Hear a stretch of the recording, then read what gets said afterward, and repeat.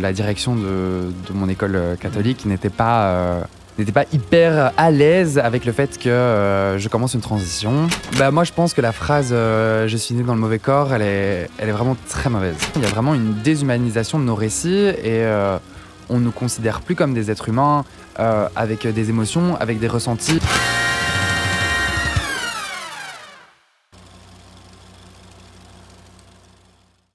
Mais j'ai le plaisir d'être aujourd'hui avec Victoria Defraigne. Salut Victoria. Bonjour Guillaume. Victoria, tu es étudiante à l'ULB, mais tu es surtout militante trans. Tu es donc féministe, tu t'exprimes sur ces sujets depuis déjà quelques années. Tu es rédactrice en chef de ton compte Instagram, où on te connaît bien, où tu as l'occasion de t'exprimer sur toutes ces questions et d'autres. Merci d'avoir accepté l'invitation déjà. Avec grand plaisir, merci de m'inviter. Alors on va avoir l'occasion de parler de beaucoup de choses, notamment donc en ce qui concerne donc les dysphories de genre, les transidentités. Alors, je vais commencer par une énorme question. Comment est-ce que tu expliquerais ce que c'est la dysphorie de genre si tu avais un homme cis devant toi qui n'a jamais connu ça? Très bon exercice pour commencer. Expliquer la dysphorie de genre, c'est très compliqué parce que c'est tellement une expérience qui peut être subjective et qui est tellement différente en fonction de chaque personne trans. Peut-être ton expérience en particulier pour commencer? Ouais, moi la dysphorie de genre, je l'ai pas vraiment ressenti très fort. Okay. C'était plus vraiment un questionnement sur mon identité qui m'a vraiment travaillé pendant plusieurs années de mon adolescence. Mais la dysphorie de genre en elle-même, je sais pas vraiment si je l'ai déjà ressentie, mais de ce que j'ai pu comprendre des expériences de personnes qui ressentent très fort la dysphorie de genre, c'est en fait tout simplement ne pas se reconnaître dans le miroir et ne pas se ressentir vraiment dans son corps et ne pas sentir que son corps est en adéquation avec sa propre identité. Et donc c'est une expérience qui peut être très compliquée parce que on se reconnaît pas vraiment et on n'a pas forcément l'impression d'être en pleine possession de son corps et d'être vraiment qui on est dans son corps. Et donc c'est une expérience qui peut être vraiment vraiment compliquée, mais c'est tellement subjectif. Il y a des personnes qui vont pas du tout ressentir cette dysphorie de genre. Il y a des personnes qui vont la sentir extrêmement fort tous les jours. Peut-être d'autres personnes qui vont pas la sentir tous les jours. Des personnes qui vont vouloir justement apporter des modifications à leur corps pour justement être plus en accord et moins ressentir cette dysphorie de genre. Et puis, on a aussi des personnes qui, moi par exemple, qui vais peut-être faire une opération de modification de mon corps, mais on va en parler. Ouais, on peut en parler bien sûr, mais sans pour autant que je ressente une dysphorie de genre pour autant, mais juste pour me permettre de me sentir un peu mieux dans mon corps. Et bon, le sujet des opérations est un très large sujet et bon, on peut pas réduire non plus les transidentités à bien ça, sûr, mais bien sûr. On va avoir l'occasion d'arriver là-dessus. Mais donc, tu parles de questions de confort quand on se regarde dans le miroir, et donc c'est à ça que servent éventuellement, on va en parler plus tard, mais donc les chirurgies. C'est un confort. J'aurais pensé que c'est un confort, c'est ce qu'on appelle la dysphorie de genre. Oui, c'est ça. Okay. Concrètement, c'est ça. Ouais, c'est ça. Mais donc, toi en particulier, comment ça se fait que tu m'expliques que pas tellement, mais en même temps si? Ouais. Tu vois, c'est vraiment un peu compliqué à expliquer au final. Alors, c'est belle preuve. Moi, j'ai pendant très longtemps pensé à faire une chirurgie qu'au final j'ai jamais faite parce que j'en ressentais pas forcément le besoin. Et puis là, depuis quelques années, l'idée de faire une FFS, donc une Facial Feminization Surgery, donc en français une chirurgie de féminisation du visage, c'est quelque chose qui me trotte en tête depuis assez longtemps maintenant. Et en fait, c'est vraiment quelque chose que je fais pour moi et pour me sentir mieux dans mon corps, parce que c'est quelque chose qui non pas que mon visage n'est pas féminin, et tout le monde me dit toujours que mon visage est très féminin, et c'est d'ailleurs pour ça qu'après 7 ans de transition, je commence seulement à penser à cette opération.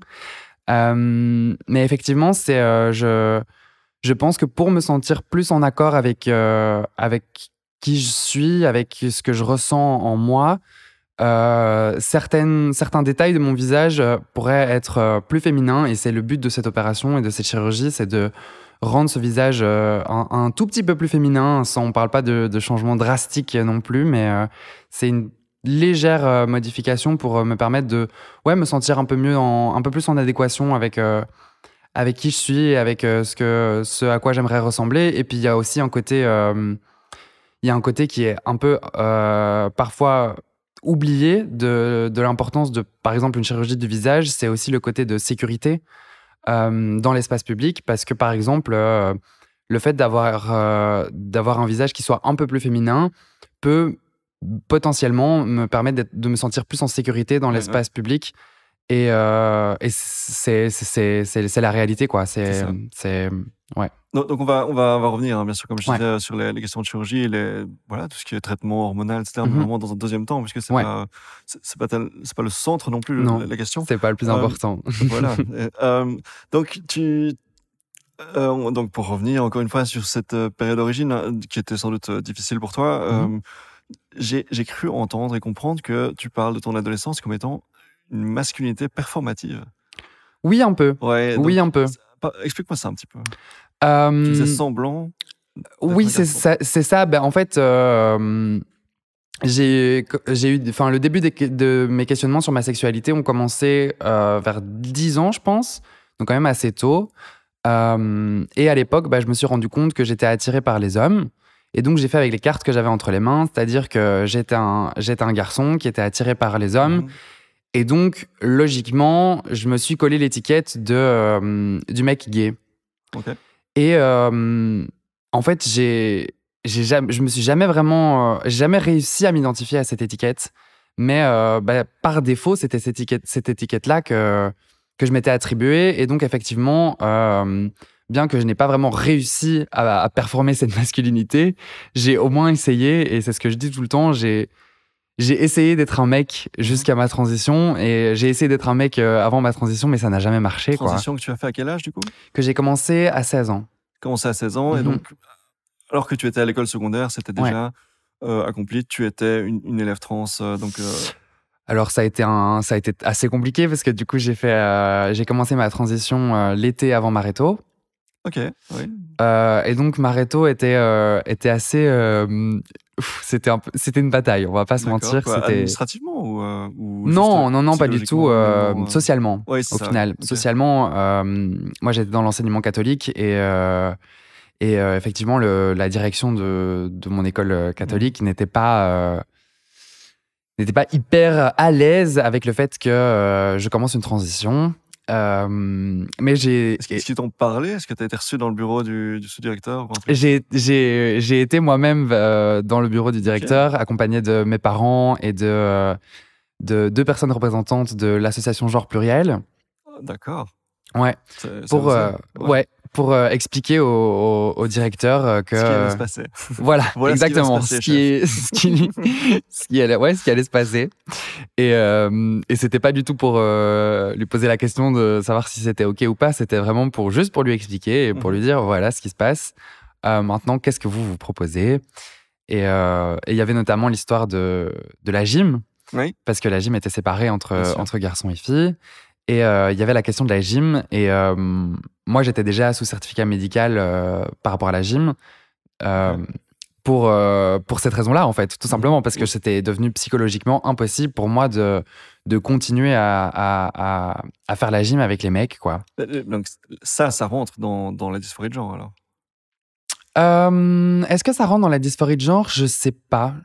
C'est une bonne question. Pour moi, pas.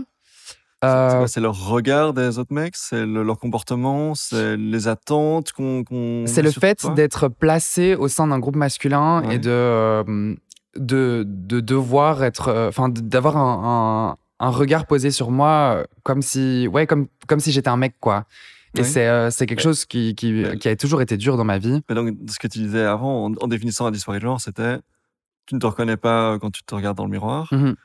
Et là, ce que tu dis, c'est on place un regard sur moi qui est comme si on regardait un mec et ça ne me va pas. Ouais, c'est ça. C'est quand même assez... Moi, j'ai l'impression que ça se rapproche, mais en tout cas pour moi et dans la manière dont j'envisage la dysphorie de genre, c'est que la dysphorie de genre, c'est vraiment très entre soi et soi-même, tu vois.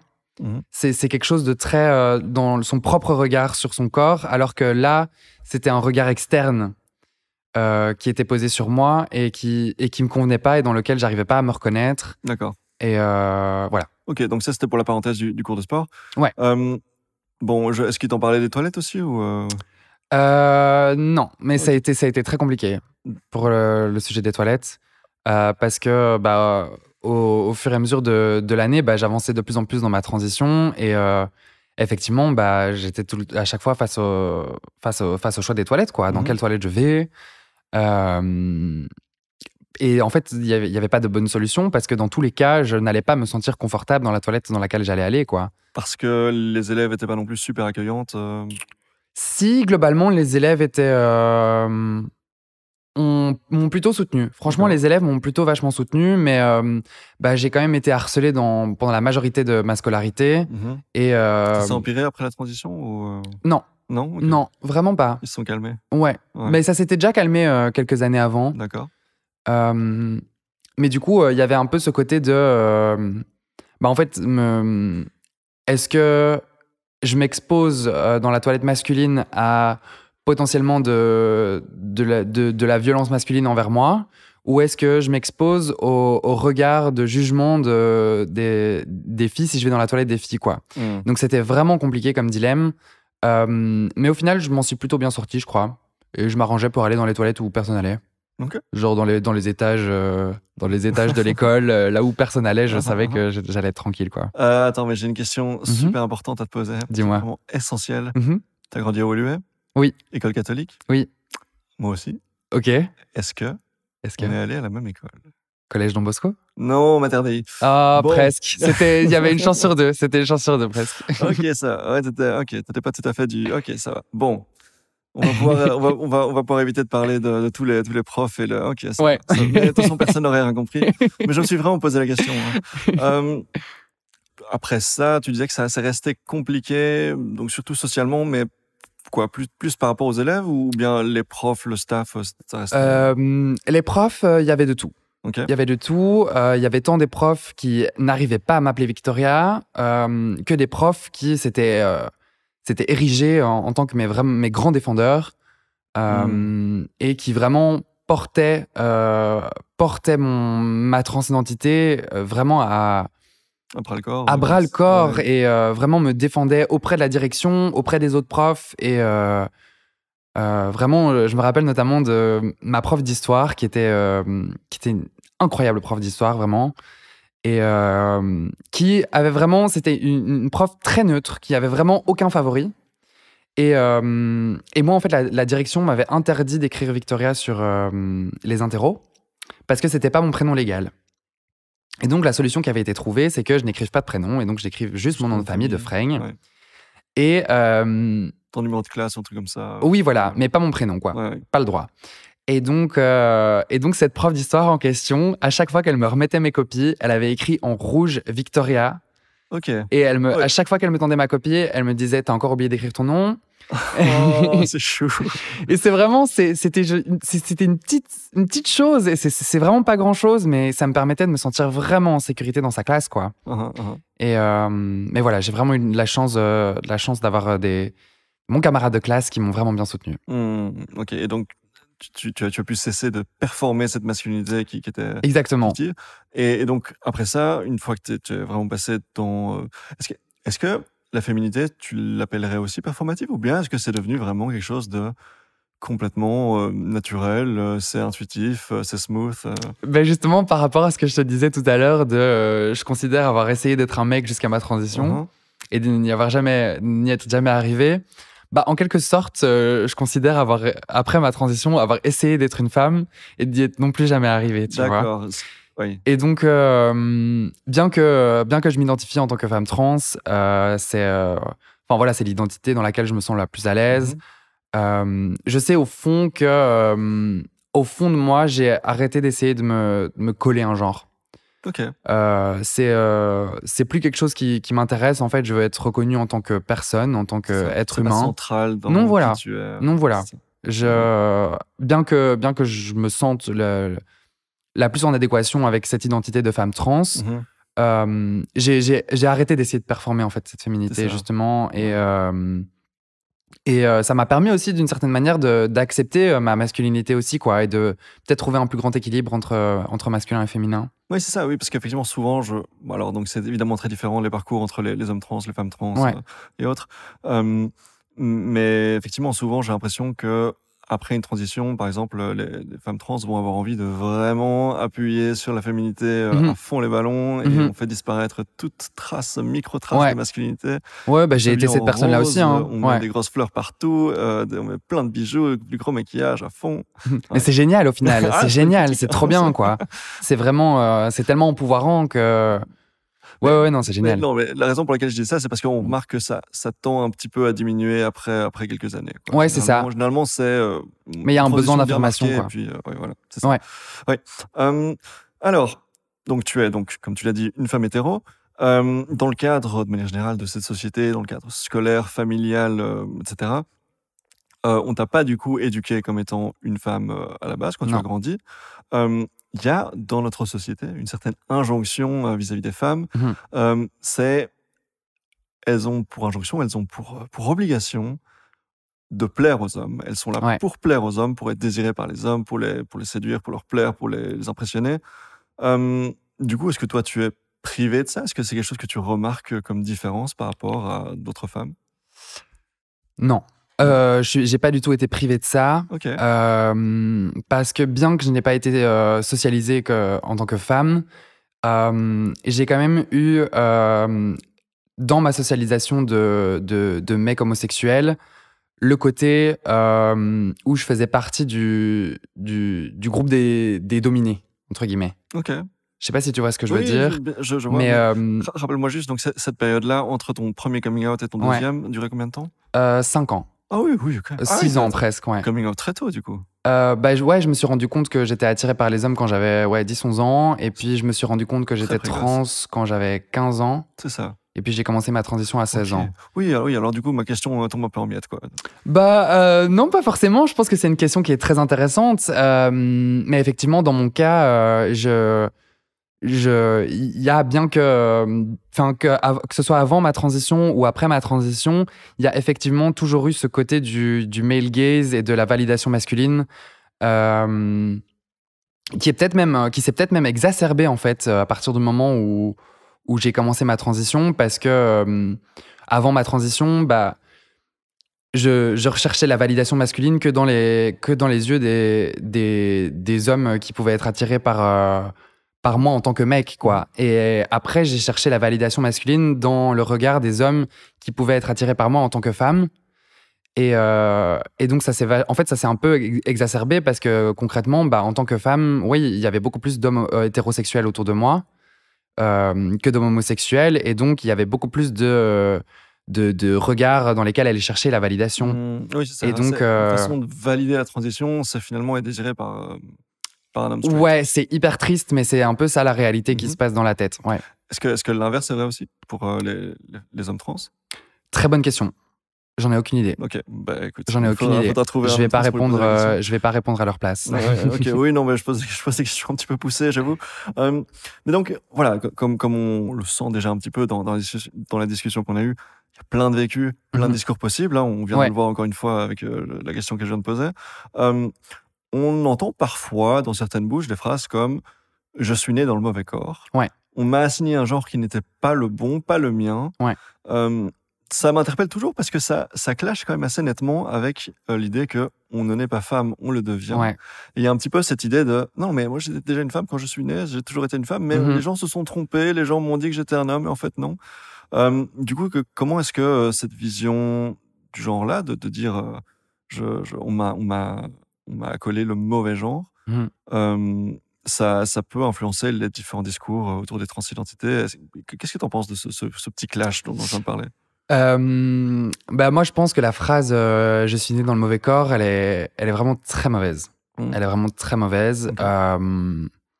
Parce que c'est hyper dégradant pour nos corps, en fait. C'est hyper dégradant pour nos corps trans. Moi, je suis pas né dans le mauvais corps, je suis né dans le bon corps. Et aussi, donc, implicitement, l'injonction de dire non, mais il faut faire une vaginoplastie, il faut faire toutes ces opérations. Ouais, c'est un peu ça, sinon, ça reste le mauvais corps. C'est exactement ça. Et je trouve que cette phrase est très liée à justement l'injonction qu'il y avait avant dans les parcours trans de devoir aller jusqu'à une opération de réassignation des parties génitales, effectivement.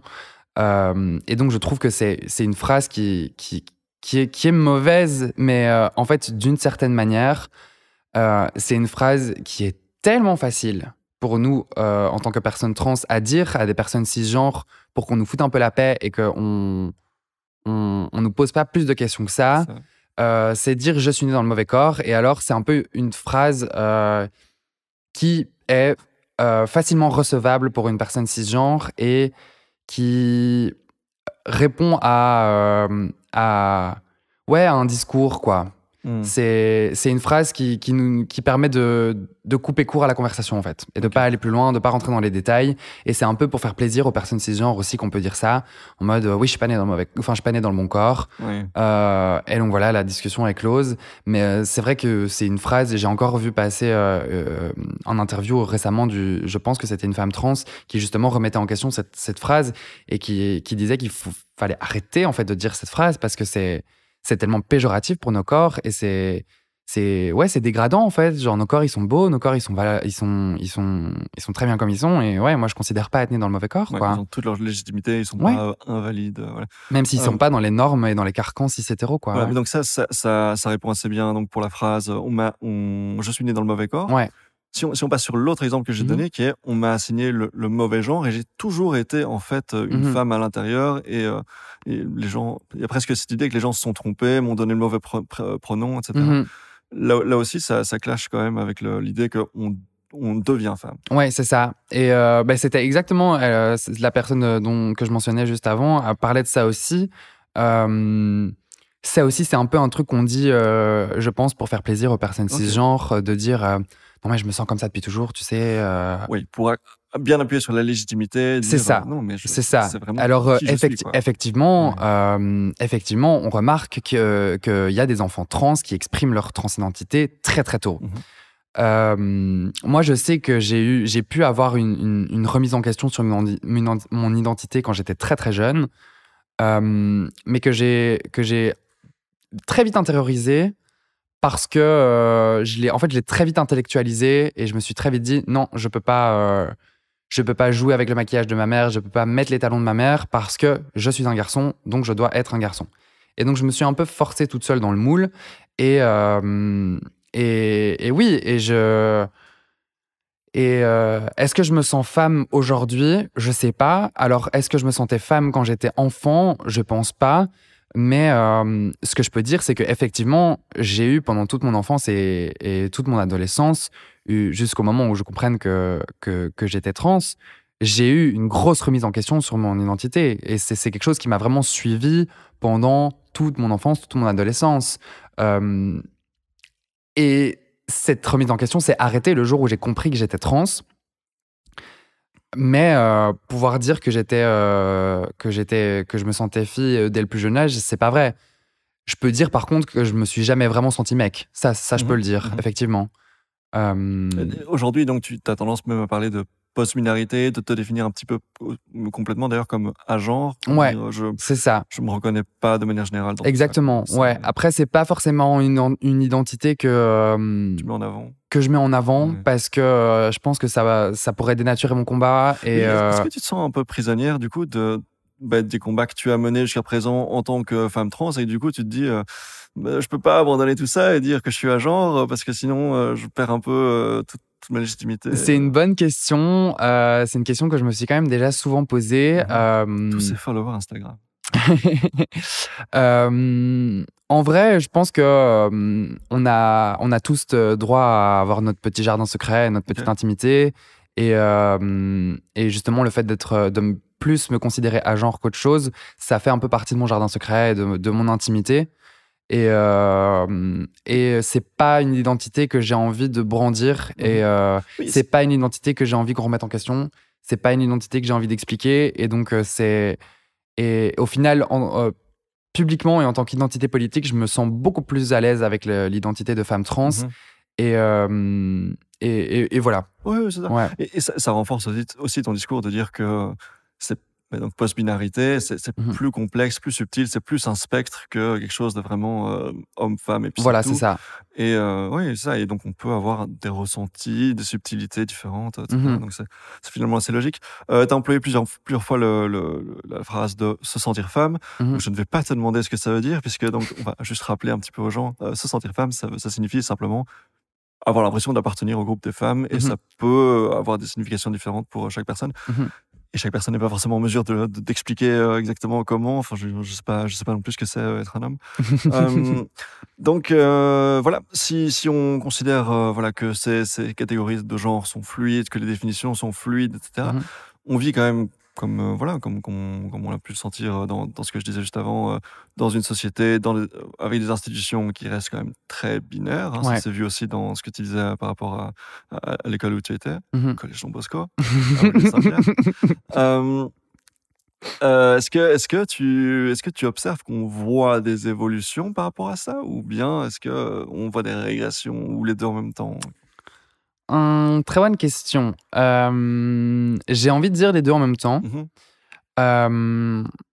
Mais en tout cas, des contacts que j'ai pu avoir avec des personnes qui sont plus jeunes que moi de quelques années, je trouve qu'il y a déjà une grande amélioration, quoi. Et qu'il y a déjà une grande ouverture d'esprit justement à toutes ces questions de non-binarité et de fluidité du genre. Mais d'un autre côté, je sais aussi qu'il y a justement, même des personnes un peu plus jeunes que moi qui propagent des idées très, très, très, très, très conservatrices sur les réseaux sociaux. Et donc, en fait, j'ai l'impression que ça se polarise très fort, quoi.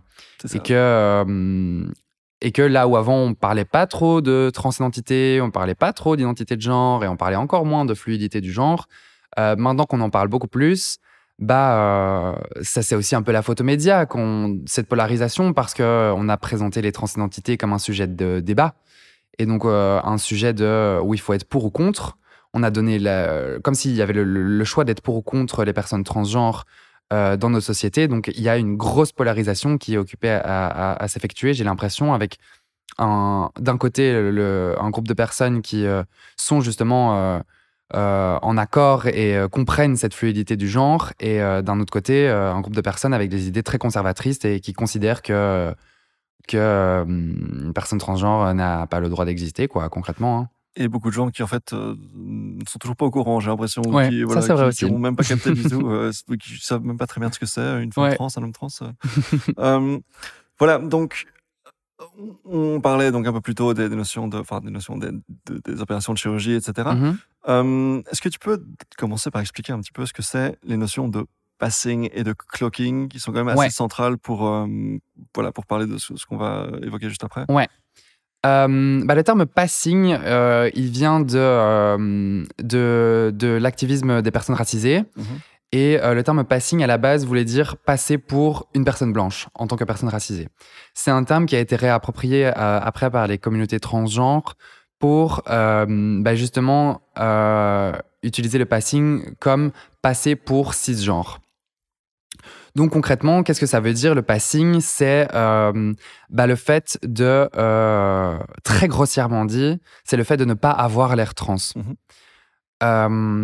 Et c'est quelque chose qu'on essayait de forcer sur les personnes trans auparavant.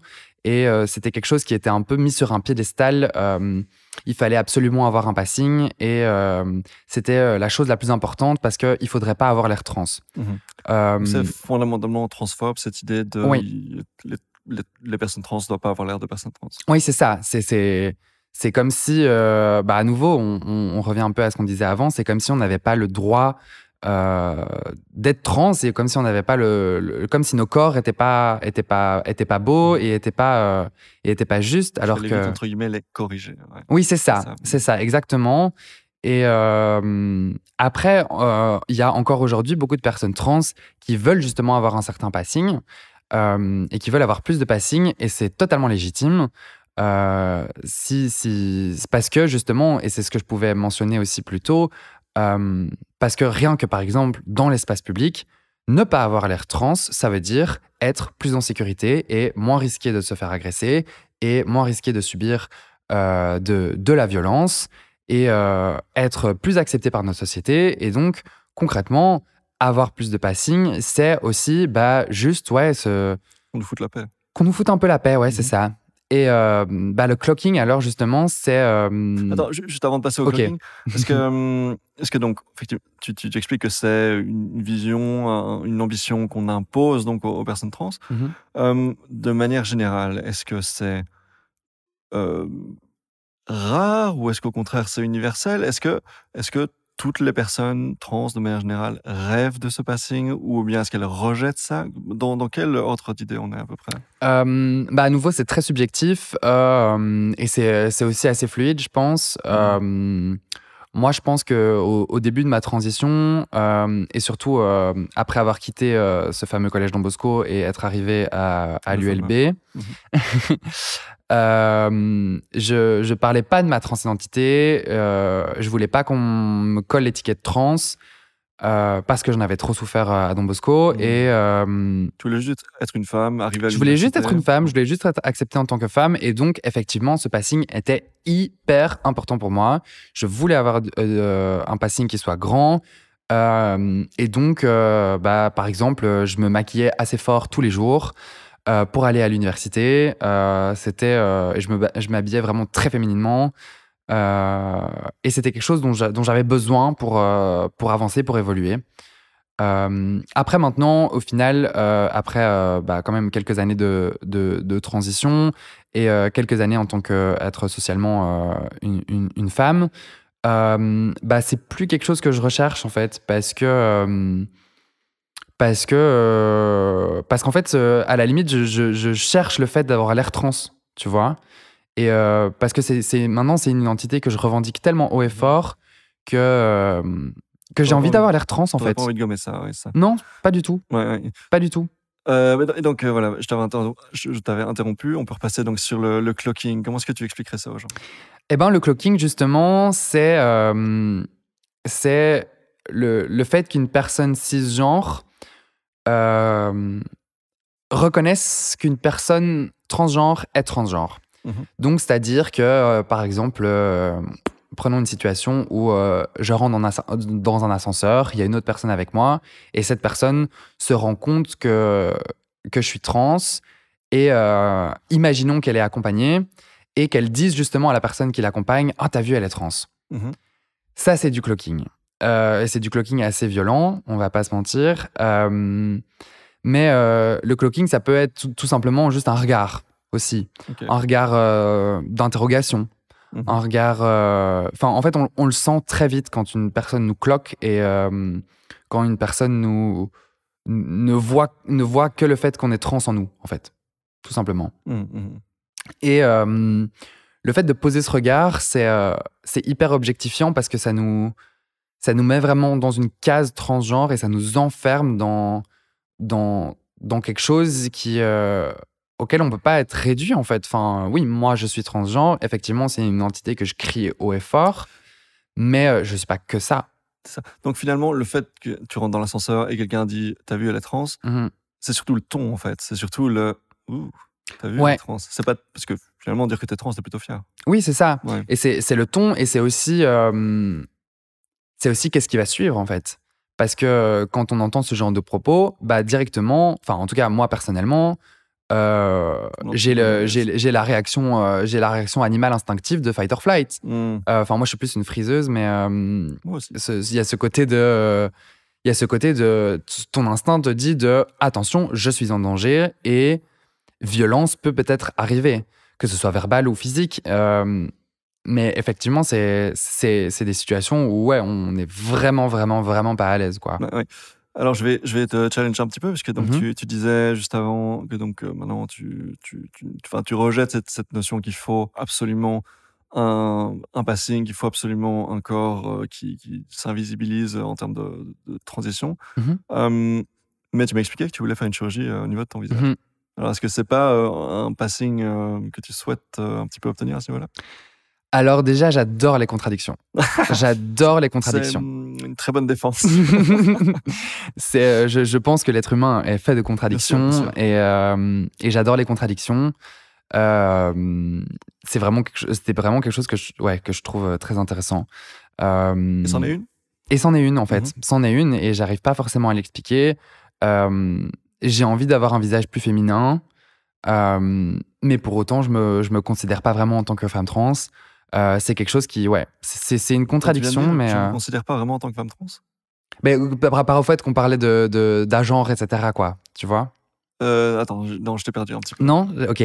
Dans le sens où j'ai un peu abandonné l'idée de vouloir être une femme à tout prix, et je me considère plus trans que femme. D'accord, ok.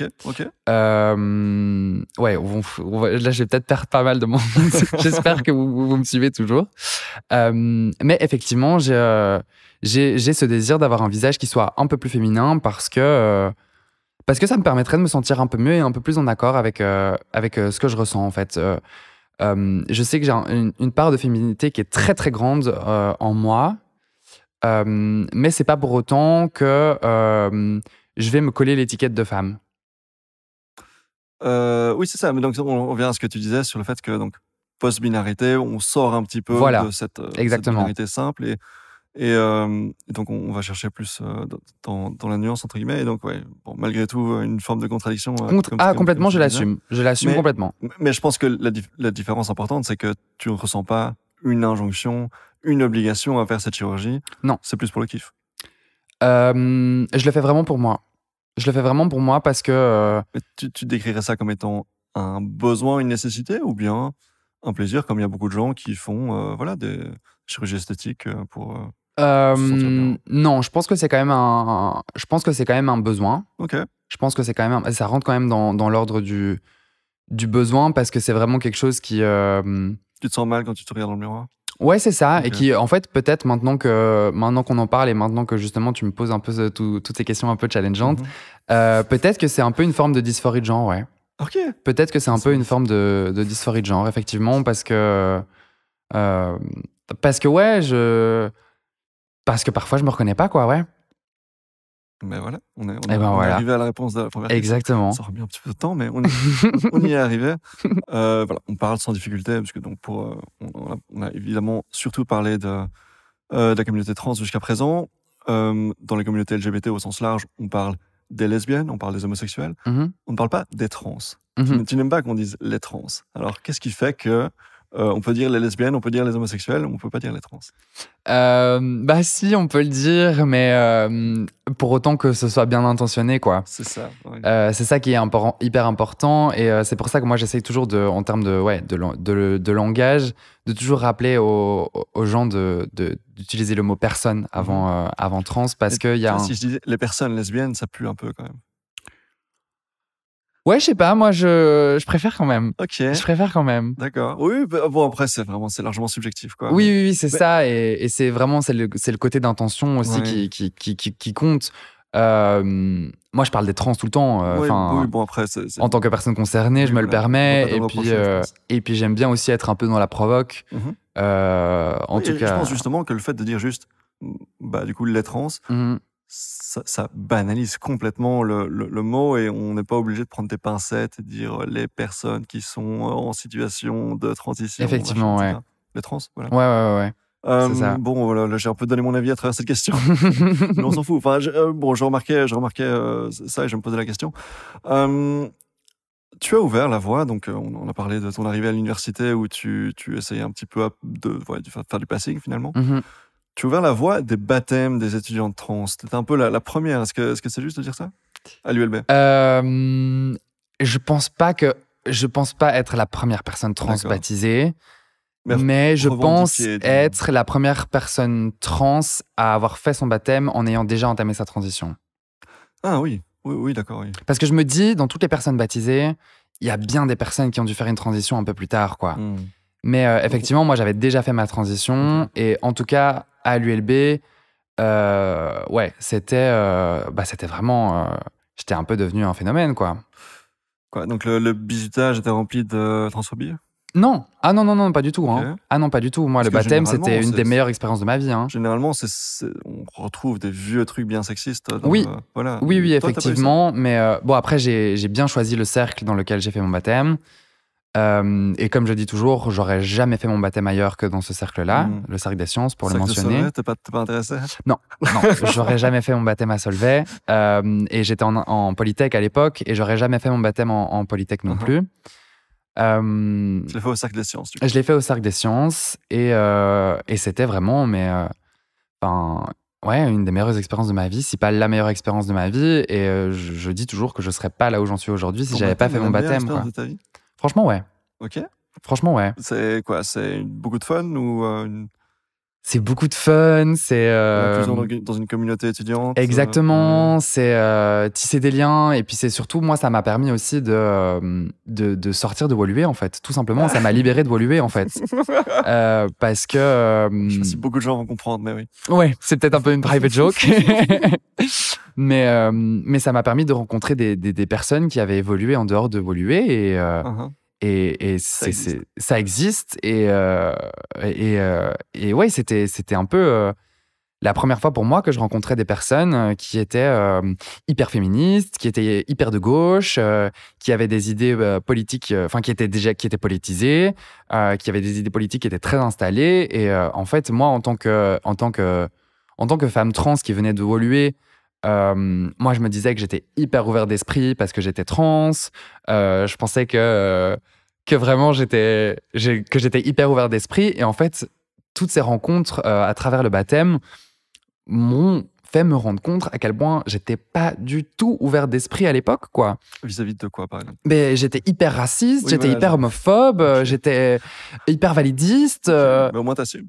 Ouais, bien sûr que j'assume, et il faut assumer. Je me suis rendu, mais c'est vraiment, je me suis pris un peu un coup dans la tronche, quoi, de me rendre compte qu'en fait j'étais hyper problématique. Quoi. En quoi est-ce que l'expérience du baptême t'a permis de déconstruire le racisme en toi? Via les rencontres, en fait, via les personnes que j'ai rencontrées à travers le baptême, qui m'ont permis justement de m'ouvrir l'esprit, mais puissance 10 000, quoi. T'as fait entre guillemets du clocking pour les personnes racisées ou quoi? Non, mais j'ai rien fait de grave. J'ai rien fait de grave, mais non, j'aurais jamais tenu des propos pareils, mais je sais pas. Genre un jour, ça c'est l'exemple où je me suis vraiment pris une claque dans la tête. T'es vraiment pas obligé, hein, si c'est. Non, mais ça. Non, j'assume complètement. J'ai rencontré notamment des personnes diabétiques. Ok. Je suis diabétique. Ah ouais? Vas-y. Ok. Choque-moi. Et je lui ai dit un jour, au moins moi mon pancréas il fonctionne. Oui, mais c'était une blague. Oui, c'était une blague, mais c'est hyper problématique. C'est horrible. C'est horrible de dire ça, et je me suis vraiment... L'humour noir, tant que c'est pas pensé, ça va. Mais est-ce que c'était pas pensé, tu vois? J'en sais rien, mais c'est juste que, en tout cas, ce jour-là, ma pote diabétique m'a vraiment un peu remonté les bretelles, et elle était en mode, mais Vic, on dit pas ça. Je me suis pris un coup. Est-ce que le but, c'est de choquer, de créer un petit malaise, et puis finalement on rigole et tu le penses pas vraiment, ou bien est-ce que le but, c'est de la faire sentir mal dans sa peau, quoi? C'est ça? Il y avait pas de but, c'était juste, c'était une petite blague, quoi. Okay. Mais je m'étais pas rendu compte que la blague pouvait être mal perçue. Et qu'effectivement, c'était un peu validiste quand même, quoi. Un peu clueless. Peut-être si tu te rendais même pas compte que c'était un peu violent. Non, je me rendais pas compte. Et elle m'a permis de me faire me rendre compte que c'était quand même pas ouf, quoi. Et ça, c'est ce jour-là où je me suis pris vraiment une claque et où je me suis dit, Vic, purée, il faut quand même que tu te remettes en question, quoi. J'ai une expérience avec quelqu'un un jour qui... Donc, il y avait... Je sais plus pourquoi, il y avait une personne qui avait un petit sac, qui se baladait avec un tout petit sac, et quelqu'un faisait une blague en disant... on dirait qu'il est diabétique, parce que il y a des gens qui se baladent avec une pompe. Et donc tout le monde se marre. Et puis à un moment donné, elle me regarde, elle fait, putain, c'est vrai que Guillaume, il est diabétique. Bon, j'ai pas de pompe, mais ça. Et tout d'un coup, elle s'est genre excusée, aplatie, dit, oh pardon. Et en fait, la blague était très bien, mais le fait qu'elle ait l'impression de me faire du mal en disant ça, je me suis dit, peut-être que la blague était peut-être pas si sympa que ça. Ouais. C'est très subtil, hein, tout ça. C'est un peu une c'est hyper subtil, mais sur l'intention. Mais ça m'a permis vraiment d'entamer un gros processus de déconstruction, en fait, tout simplement, de déconstruction de toutes les idées reçues que j'avais pu recevoir de cette éducation dans le carcan de Woluwe, quoi. C'est là qu'on t'a appris à faire des blagues sur les diabétiques. Bah, je pense que ouais, un peu inconsciemment, c'est à travers ma socialisation dans un milieu qui est très fermé, qui est très bourgeois, qui est très blanc, qui est très homophobe. C'est ouais. Bah, j'ai vraiment du coup un peu déconstruit cette. Donc je suis d'accord que évoluer, c'est évoluer, mais je pense que c'est pas tellement mieux ailleurs. Hein. C'est vrai, c'est vrai. J'ai un peu tendance à beaucoup cracher sur Woluwe, mais. Laissons Woluwe tranquille. Woluwe Greta Garbo. Mais, ok, donc ça c'était pour la question des baptêmes. Enfin, aujourd'hui, tu sais s'il y a beaucoup d'étudiantes, étudiants trans qui font des baptêmes, c'est normalisé, c'est banalisé. Quoi. Et avant, on n'osait pas. Qu'est-ce qui a changé à ce niveau-là? Bah, il y a eu une grosse remise en question de tout le milieu qu'on appelle le folklore à l'ULB. Ouais.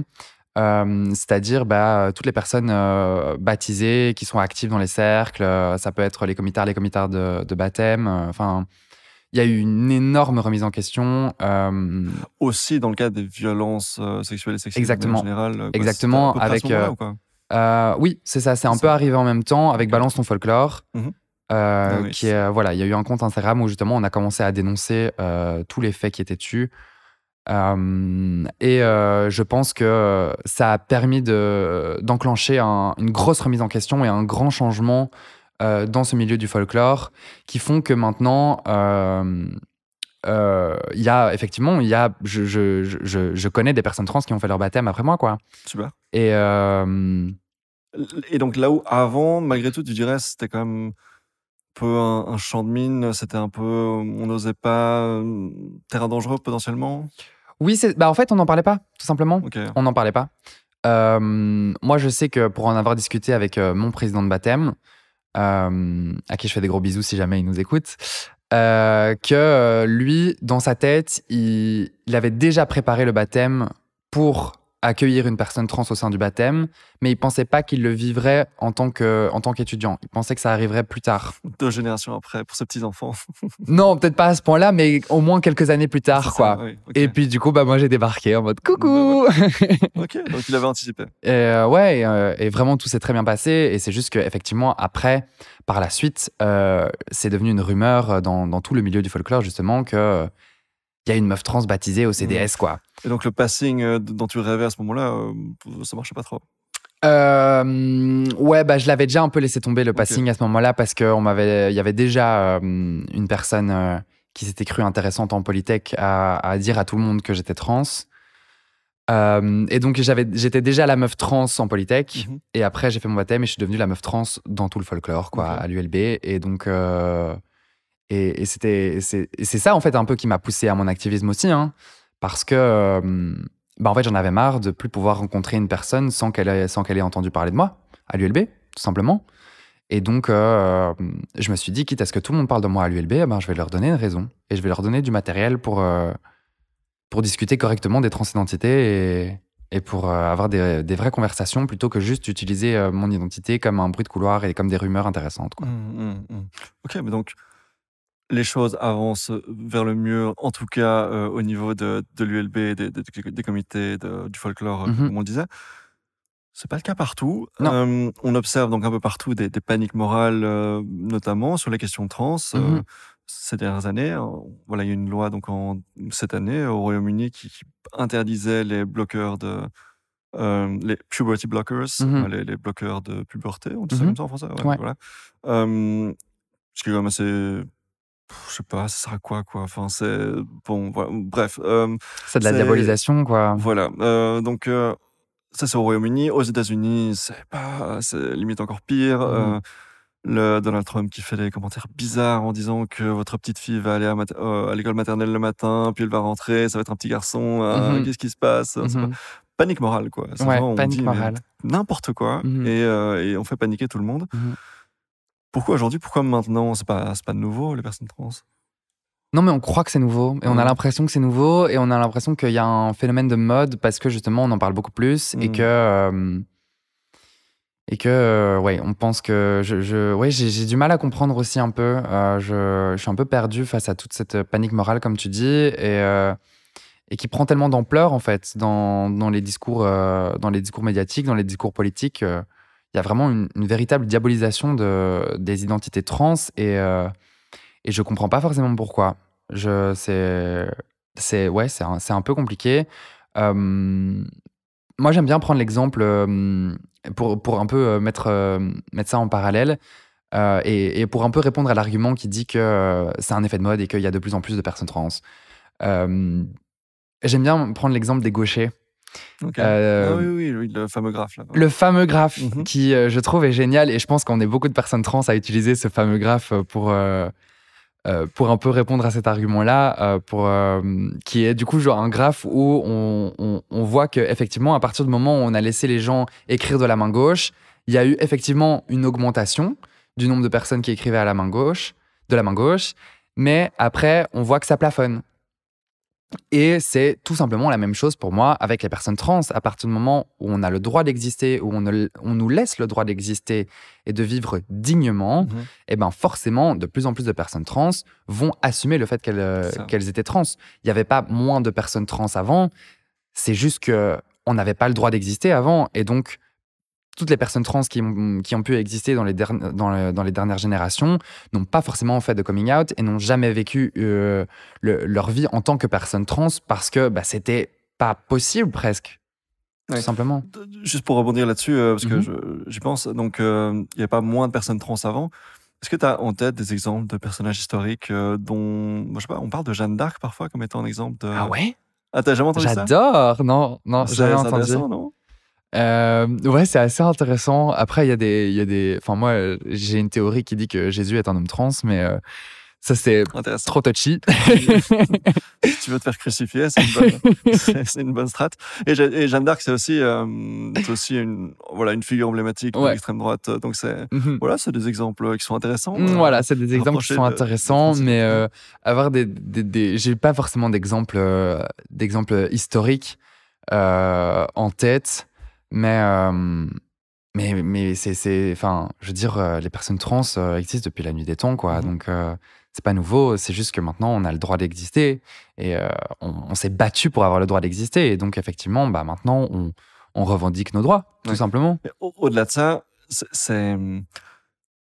disons que les personnes trans, j'ai l'impression, sont devenues presque des, comment est-ce qu'on dit, les cibles, quoi. C'est, on va les utiliser comme étant un petit peu le problème aujourd'hui, quoi. Ouais. Tout ce qui ne va pas avec la société, rien ne va plus. Et finalement, c'est vrai que remettre en question la binarité, le fait qu'il y a les hommes, il y a les femmes, et c'est quelque chose qui est, pour la grande majorité des gens, oui, c'est pas plus compliqué que ça. Remettre ça en question, ça fait un petit peu l'effet du sol qui disparaît sous tes pieds. Ouais. Donc, panique morale. Ouais. Donc, qu'est-ce qu'on fait en réponse à ça? Et déjà, est-ce que tu partages le constat que c'est vraiment des cibles systématiques aujourd'hui dans les campagnes politiques? Quand même, hein. Ouais. Quand même, franchement, c'est surtout, on est visé par l'extrême droite, quoi. On va pas se mentir. On est des cibles faciles, mais à nouveau, on s'en prend à une minorité, une communauté minorisée. Et c'est facile de taper sur les personnes trans parce que on est une minorité, parce que on n'a pas tous nos droits acquis, et donc on a envie de nous les retirer avant qu'on puisse acquérir tous nos droits. On est une cible facile, et effectivement, ça revient souvent dans les discours, et je trouve ça triste en même temps parce que moi, à toutes ces personnes qui peuvent avoir des propos transphobes et des propos parfois vraiment, on se demande où ils vont les chercher, j'ai juste envie de leur proposer un café, quoi. Moi, par exemple, Dora Muto, qui est une féministe, comme elle s'appelle, et qui est une figure de l'activisme transphobe, je sais pas trop comment. Une TERF, quoi, ouais, exactement. C'est ça. Donc, c'est Trans Exclusionary Radical Feminist. Exactement. Mais est-ce que les TERF sont des féministes? Alors non. Ouais. Non, pour moi, non. Mais c'est pour ça que tu as dit elles se présentent comme étant féministes. Voilà, c'est ça. Mais moi, à Dora Muto, j'ai juste envie de lui proposer qu'on aille boire un café, quoi. Et on discute, et j'ai vraiment l'impression qu'il y a une déshumanisation, en fait, des personnes trans, et il y a une déshumanisation des récits trans et qui a commencé par les adultes, où on a commencé à un peu nous déshumaniser, nous les adultes trans, et maintenant on voit que ces déshumanisations, elles se répercutent sur les enfants, et maintenant on glisse sur les enfants, quoi. Et en fait, ça fait un peu un ping-pong entre adultes et enfants. Et effectivement, les enfants sont une cible facile, les enfants trans, parce que non, mais il faudrait pas toucher aux enfants quand même.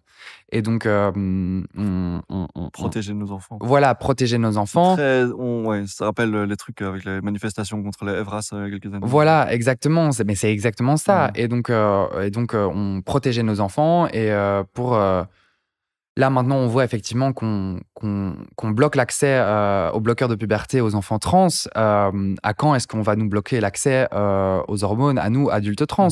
Enfin, je veux dire, entre l'un et l'autre, il n'y a qu'un pas. Et la frontière, elle devient de plus en plus fine. Et c'est assez... Ça fait peur parce que oui, c'est ce que je disais juste avant. Il y a vraiment une déshumanisation de nos récits. Et on nous considère plus comme des êtres humains avec des émotions, avec des ressentis et qui exprimons nos ressentis. On nous considère comme des objets et comme voilà, il y a de la diabolisation de nos identités aussi, quoi. Donc tu disais, tu aurais envie de la rencontrer, et je pense effectivement que quand on parle de polarisation, quand on parle de gens qui ne se parlent pas, qui ne se connaissent pas, qui ne se comprennent pas finalement.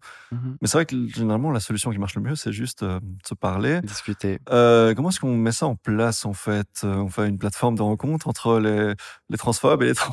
Ah purée, ça pourrait être pas mal. Après, je pense pas je pense pas qu'il y ait beaucoup de personnes trans qui veulent jouer, qui acceptent de jouer le jeu. Parce que c'est quand même pas un jeu très marrant. Bah oui, c'est ça, c'est un peu fatigant, je pense. C'est ça. Je pense qu'il faudrait que j'ai un très très bon salaire pour que j'accepte de rencontrer toutes ces personnes transphobes. Mais oui, effectivement, je trouve qu'il y a une déshumanisation complète de nos récits, et qu'il y a très peu d'écoute de la part de toutes ces personnes qui nous voient comme des problèmes de la société, quoi. Ouais. Donc c'est le conseil pour les gens qui nous écoutent et qui sont un petit peu mal à l'aise par rapport à tout ça, qui ne comprennent pas, c'est juste de parler à une personne trans, et ça va banaliser le truc dans votre esprit, c'est facile à résoudre. Donc voilà, tu parlais de l'extrême droite il y a quelques instants. Donc ce que eux vont se défendre régulièrement, c'est les thérapies de conversion, évidemment. Oui. Alors je vais dire un truc, je vais faire semblant de challenger ça, enfin challenger l'idée que ces thérapies sont problématiques. Le genre, c'est une construction sociale, donc on peut modeler ça. Enfin, c'est un peu ça leur idée, je pense. C'est l'idée qu'on peut apprendre à exprimer son genre différemment, à ressentir son genre différemment. Est-ce que c'est ça leur idée? C'est une très bonne question. Moi, je pense pas qu'ils vont aussi loin, en fait. En tout cas, ils sont persuadés que c'est modelable. Oui, voilà. Ça, voilà. Ils sont persuadés qu'on peut... Explique-nous en quoi une construction sociale comme le genre n'est pas modelable, justement. Parce que effectivement, le genre est une construction sociale, mais c'est une expérience qui est très subjective, en fait, et c'est une expérience qui est très personnelle. Effectivement, le genre est une construction sociale, et je vais parler pour moi, par exemple. Bien que je n'ai pas été socialisée en tant que femme, le genre que je me suis construit tout au long de ma vie, c'est le genre féminin. Parce que quand j'étais petite et que je regardais des Disney, je me suis jamais identifiée au prince charmant. J'ai toujours été la princesse dans ma tête. Est-ce que les princes charmants existent dans les Disney, ou est-ce qu'ils ont plus que 3 scènes dans Cendrillon Oui, alors ça, c'est un autre débat, effectivement. Mais ce que je veux dire, c'est que je me suis jamais identifiée à des personnages masculins dans mon enfance. Plus Jasmine que Aladdin. Voilà, c'est ça. Enfin, je veux dire, moi, j'ai vraiment grandi... pour le dire franchement, j'ai grandi avec les Wings et Totally Spies, quoi. Bah oui. Et je regardais ça aussi, ouais. Et dans Code Lyoko, moi, j'étais à Elita, tu vois, et je me suis jamais identifié à des personnages masculins. Et donc, effectivement, le genre est une construction sociale. Et on mange des petits bouts de cette construction sociale tout au long de notre enfance, tout au long de notre adolescence et tout au long de notre vie. Mais on peut pas décider quel genre on va se construire, en fait. Et après, c'est quand même une réflexion qui est assez poussée et c'est pas forcément quelque chose que j'aborde avec des personnes qui viennent de découvrir ce que c'est le sujet des transidentités, quoi. Mais effectivement, le genre est une construction sociale, mais le genre est également une expérience qui est très personnelle et qui est ancrée en soi. Ouais, c'est ça, exactement. Et on peut pas modifier ça. Comme on change de chapeau, quoi. Non, non, clairement pas. Alors, je suis vraiment pas sûr que tu vas savoir rebondir là-dessus, mais est-ce que donc il y a quand on regarde, moi je suis autiste. Quand on regarde les stats, il y a ce truc qui revient souvent. Je sais pas si tu as vu ça, que il y a 2 fois plus de personnes LGBT parmi les autistes que dans la population neurotypique. Ok. Ok, donc moi, j'avais pas ce chiffre-là, mais c'est peut-être des nuances. Ok, mais donc si je te demandais simplement, à ton avis, pourquoi est-ce qu'il y a beaucoup plus de personnes trans chez les autistes ? Eh bien parce que moi je suis une personne neurodivergente aussi. Ok. Donc voilà. Et donc c'est que moi le chiffre que j'avais en tête, c'était que vérifier cette information. Oui, mais je me demande je dis peut-être une bêtise, hein, mais moi j'avais l'impression que, mais je sais jamais dans quel sens c'est, mais j'avais l'impression qu'il y a une personne LGBTQIA+ a 6 fois plus de chances d'être neurodivergente qu'une personne cis-hétéro. Je crois que c'était ça le chiffre que moi j'avais en tête. J'ai toujours vu dans l'autre sens. Je vais vérifier toutes ces informations. Mais peut-être que je confonds. Hein.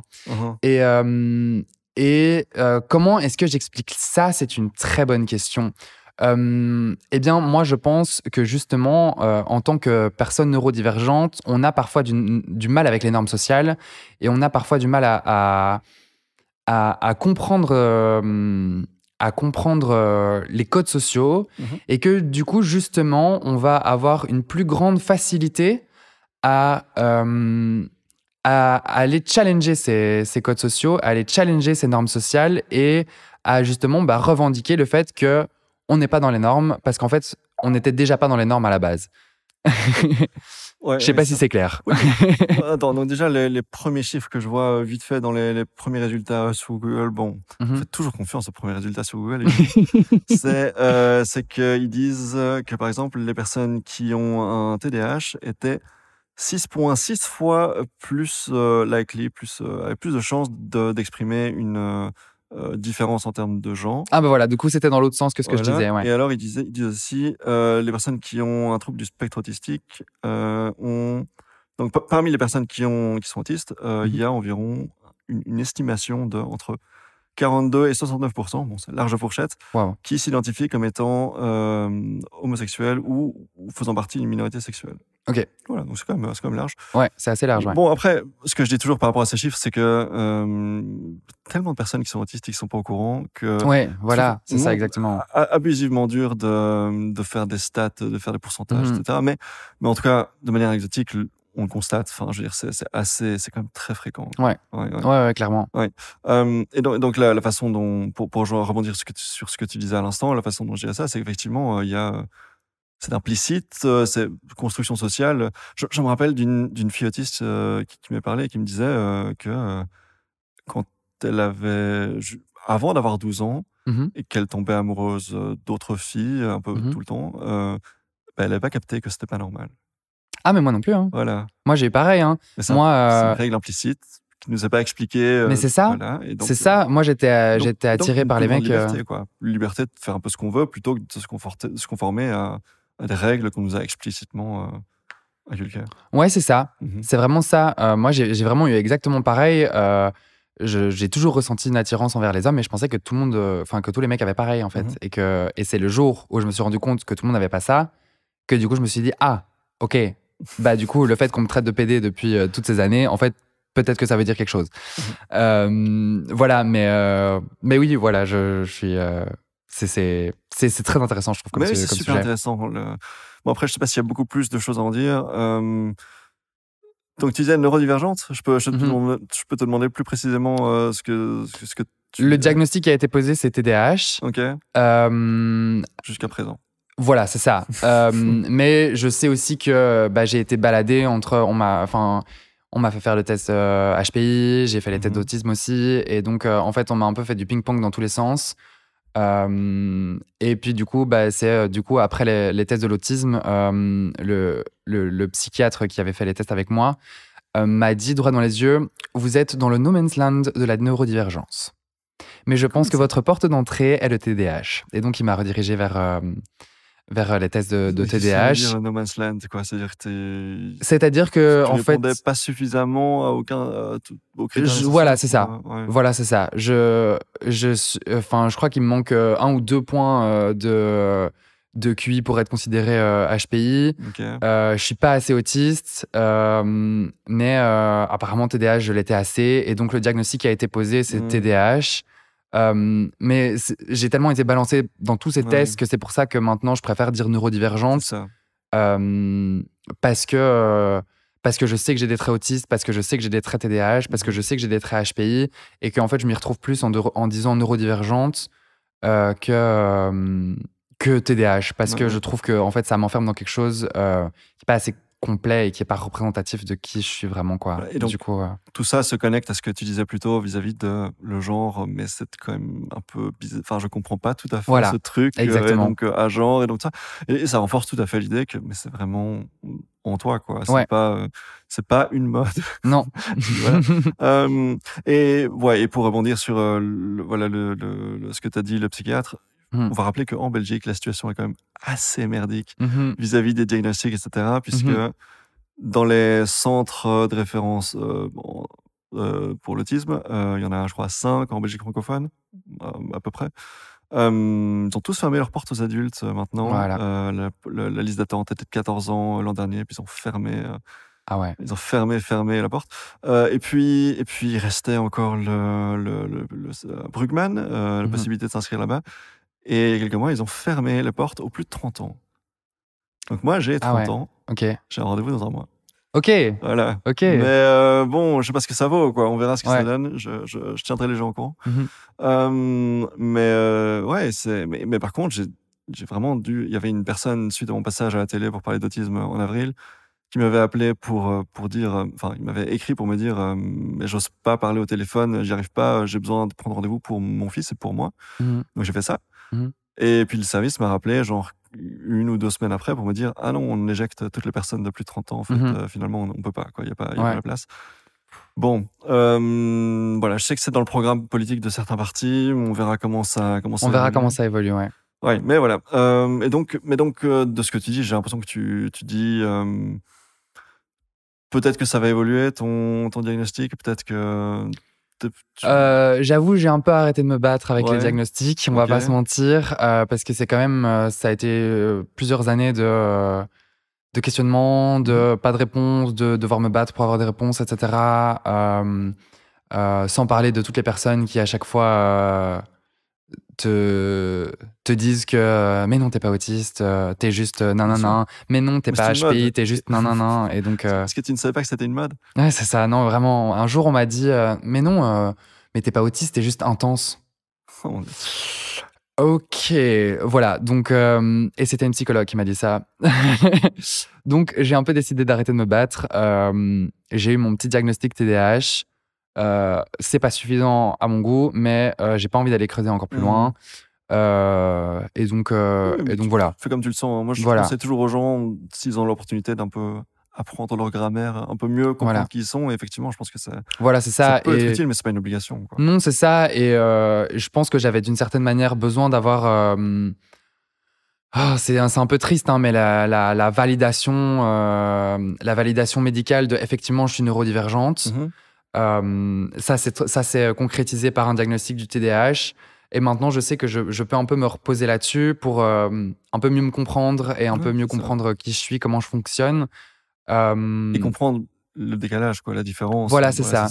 Voilà, c'est ça. Et aussi être parfois plus douce avec moi-même et avoir un peu plus de... En fait, ça m'a permis de un peu mieux m'accepter, avoir un peu plus d'amour-propre, tout simplement. De me dire, ok, c'est pas grave. Et s'il y a des petites choses qui ne vont pas dans la vie de tous les jours, parfois c'est pour ça, parfois c'est pas pour ça. Et juste, ça me permet de m'accepter un peu plus, quoi. Okay. Mais je suis très content. Je m'attendais totalement à ce que tu me dises « Ah non, je connais très mal l'autisme et tout ça. » Mais en fait, c'est un pari gagnant. On avait commencé cette interview en parlant de chirurgie très rapidement et j'avais dit « On en parlera plus tard. » On arrive tout doucement donc à la fin de cet entretien. Parlons de chirurgie. Parlons de chirurgie. Tu écris dans ton livre, dont on n'a pas encore parlé, tiens, c'est l'occasion, « Les transidentités expliquées à mes parents et à tous les autres », donc aux éditions donc Mardaga. C'est un excellent tutoriel, quoi. C'est vraiment quand on part de zéro et qu'on n'y connaît rien, voilà, tu nous expliques tout de la base. Voilà, pour les parents, par exemple, qui n'y connaissent rien et qui ont une fille ou un fils trans, c'est nickel pour ça. Et dans ce livre, tu écris que les chirurgies ne devraient pas être nécessaires, mais qu'elles le sont dans notre société actuelle. Est-ce que tu peux m'expliquer ? Oui, bien sûr.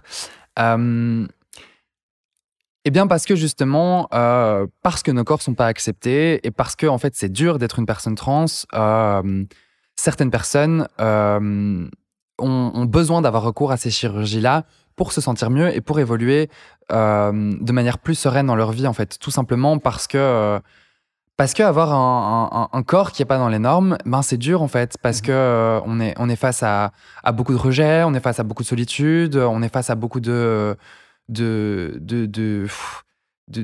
choses qui peuvent être difficiles à vivre en fait tout simplement.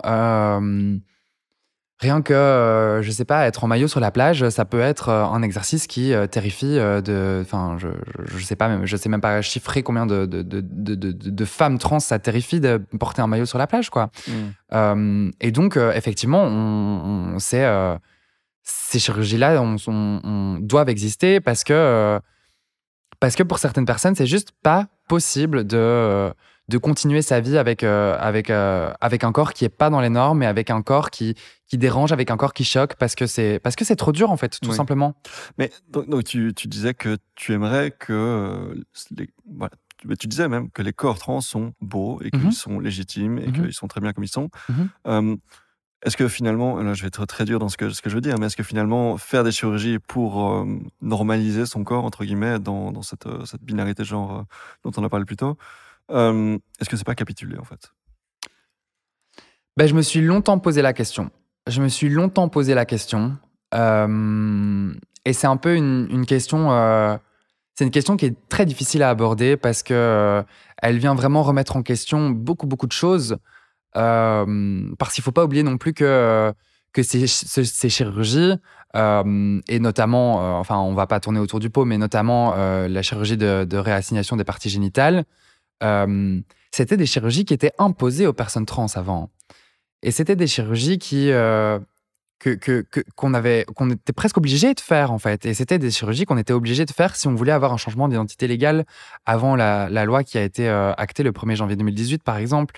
Et donc, en Belgique, je parle. Et donc, il y a une historique de ces chirurgies qui n'étaient pas des chirurgies, mais qui étaient des mutilations. Et donc, effectivement, quand aujourd'hui, en 2024, presque en 2025, quand on fait une chirurgie, ben, en fait, on pose l'acte qu'avant, on nous forçait à faire. Et donc, il faut vraiment...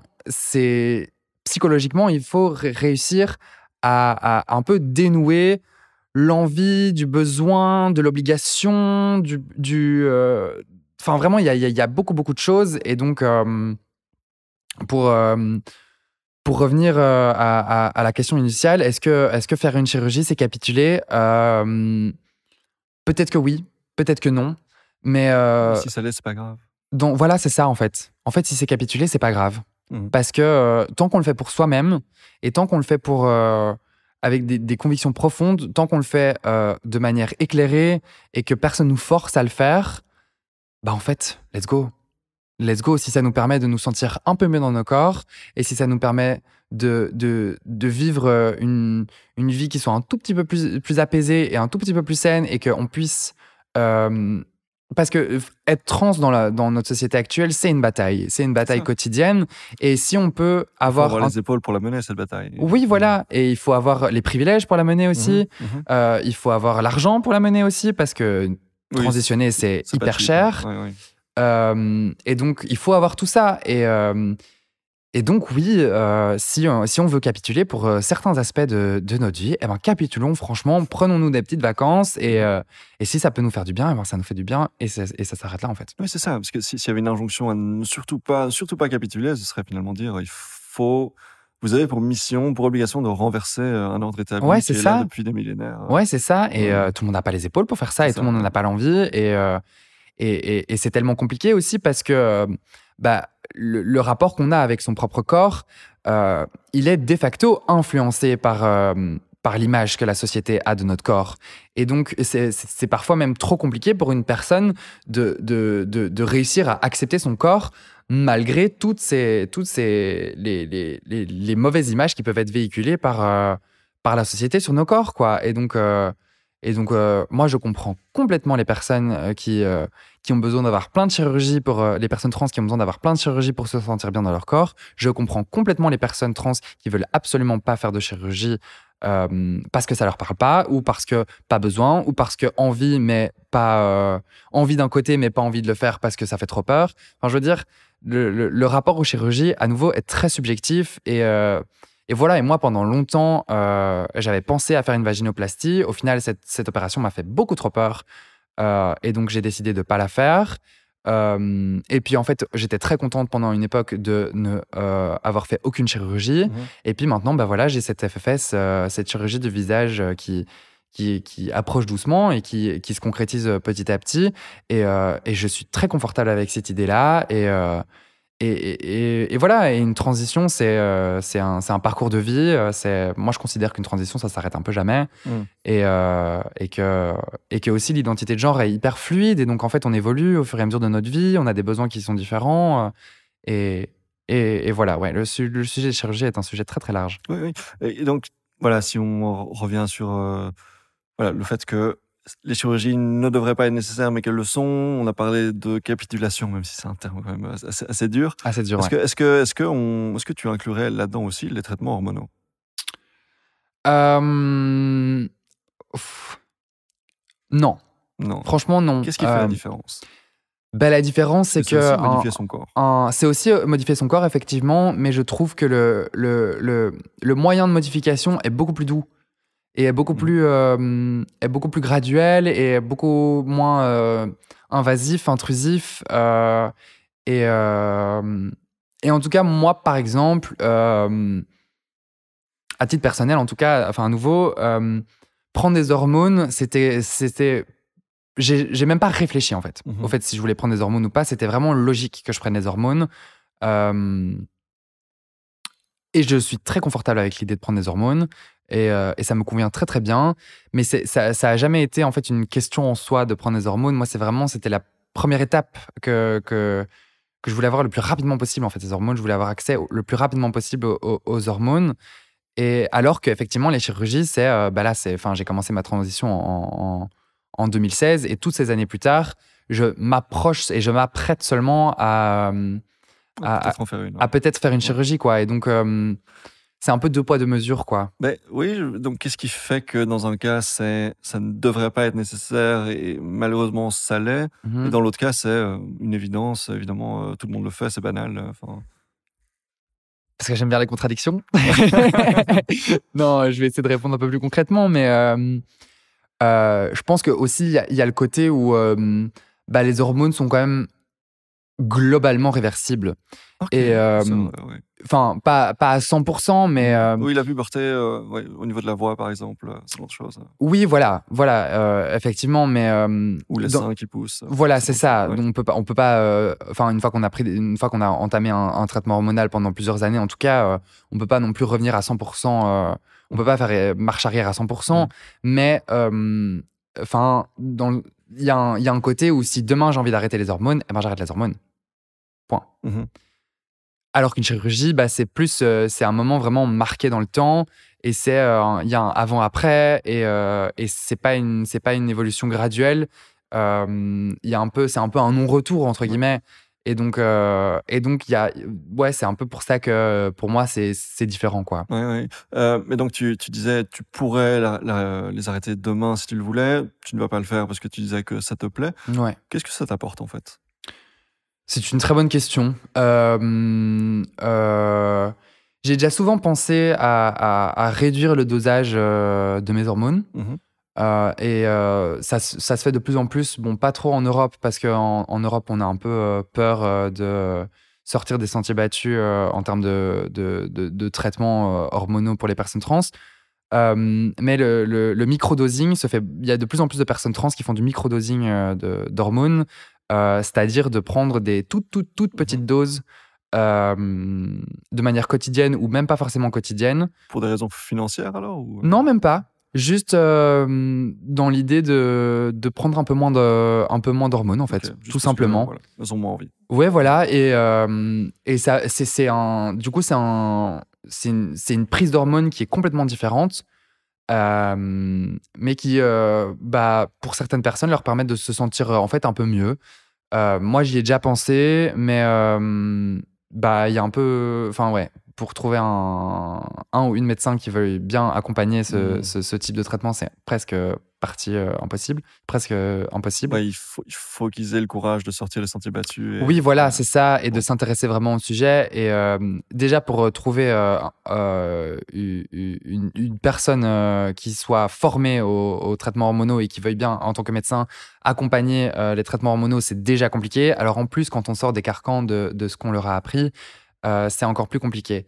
Donc voilà, effectivement, je ne m'aventure pas vraiment dans ce chemin-là pour le moment. Peut-être que ça viendra un jour. Mais qu'est-ce que ça m'apporte, les hormones? Je pense que ça m'apporte d'une certaine manière de la stabilité. Okay. Et c'est quelque chose qu'en fait, j'ai tellement jamais remis en question que ouais, je les prends. Tous les jours, j'ai ma prise d'hormones. Mais donc, tu disais, tu réalisais au milieu de l'interview que peut-être tu avais quand même un petit peu eu une forme de dysphorie de genre à un moment donné. Est-ce que c'est pas quelque chose qui va un petit peu soigner ça? Oui, c'est ça, je pense, ouais. Je pense, ouais. Et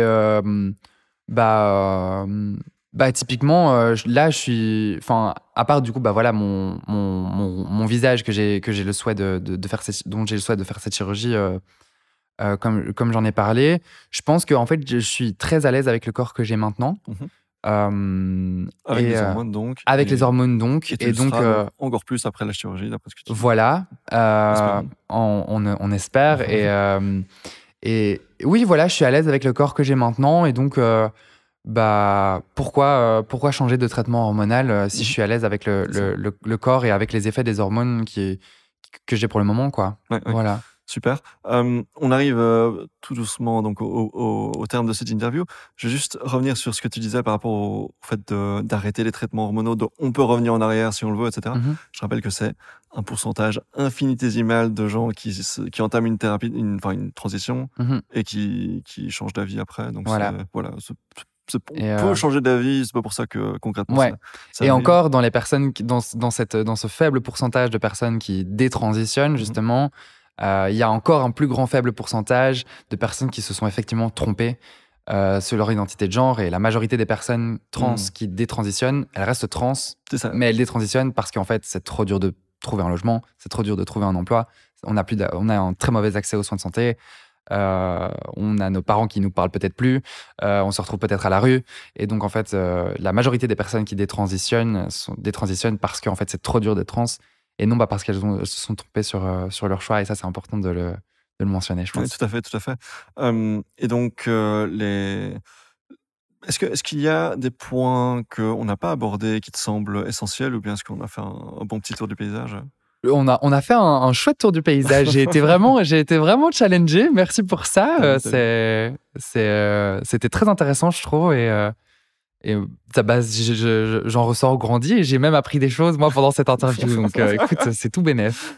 Mais c'est magnifique, Victoria. Merci beaucoup. Alors, merci beaucoup, Guillaume. Un petit peu plus que 70 minutes avec. Et on se retrouve très bientôt. Au revoir. Au revoir.